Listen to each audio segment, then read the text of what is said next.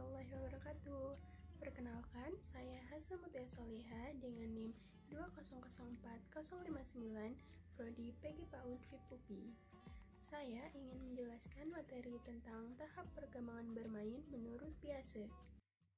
Sebelumnya, apa sih bermain itu?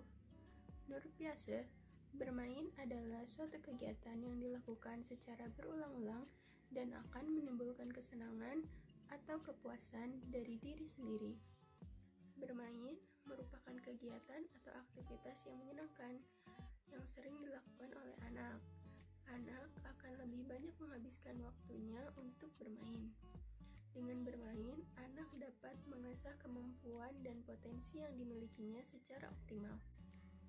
Selain itu, bermain juga merupakan sarana bagi anak untuk dapat belajar suatu hal baru, yang mana hal tersebut akan bermanfaat bagi anak di kemudian hari.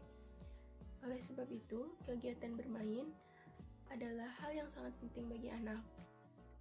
Lalu, apa itu tahap perkembangan bermain? Perkembangan adalah bertambahnya kemampuan struktur dan fungsi tubuh yang lebih kompleks.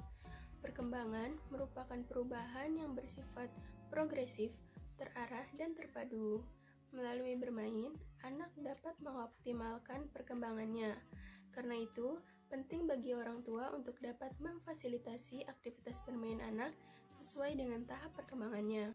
Menurut Piaget, tahap perkembangan bermain terbagi menjadi 4, yaitu tahap yang pertama, sensori motor atau sensory motor play, mulai umur 0 sampai 2 tahun.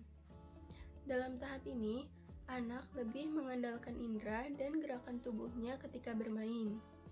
Saat memasuki usia 2-3 bulan, anak sudah bisa mulai berkomunikasi dengan sekitarnya. Maka dari itu, berilah mainan yang merangsang panca inderanya. Yang kedua yaitu tahap praoperasional atau symbolic play, mulai umur 2-7 tahun. Tahap ini ditandai dengan bermain hayal dan bermain pura-pura. Pada tahap ini, anak lebih banyak bertanya dan menjawab pertanyaan, mencoba berbagai hal yang berkaitan dengan konsep angka, ruang, kuantitas, dan sebagainya. Anak sudah menggunakan berbagai simbol atau representasi benda lain.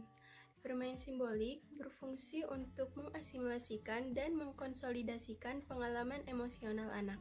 Tahap yang ketiga yaitu operasional konkret atau social play, mulai umur 8-11 tahun. Dalam tahap ini, anak lebih banyak terlibat dalam kegiatan games with rules, di mana kegiatan anak lebih banyak dikendalikan oleh peraturan permainan. Pada tahap ini, ketika anak bermain, mereka sudah menggunakan nalar dan logika yang bersifat objektif. Maka dari itu, dibutuhkan mainan yang menumbuhkan kreativitas dan sosialisasi anak. Dan yang terakhir yaitu tahap formal operasional atau games with rule and sport, mulai umur 11 tahun ke atas. Pada tahap ini, kegiatan bermain yang dimaksud memiliki aturan adalah olahraga. Kegiatan bermain ini menyenangkan dan dinikmati anak-anak, meskipun aturannya yang jauh lebih ketat dan diberlakukan secara kaku dibandingkan dengan permainan yang tergolong games seperti kartu atau kasti. Anak senang melakukan berulang-ulang dan terpacu mencapai prestasi yang sebaik-baiknya. Berdasarkan tahapan perkembangan bermain Piaget, maka dapat disimpulkan bahwa bermain yang tadinya dilakukan untuk kesenangan semata, lambat laun mempunyai tujuan untuk mengoptimalkan perkembangan anak. Sekian yang dapat saya sampaikan, mohon maaf bila ada kesalahan. Wassalamualaikum warahmatullahi wabarakatuh.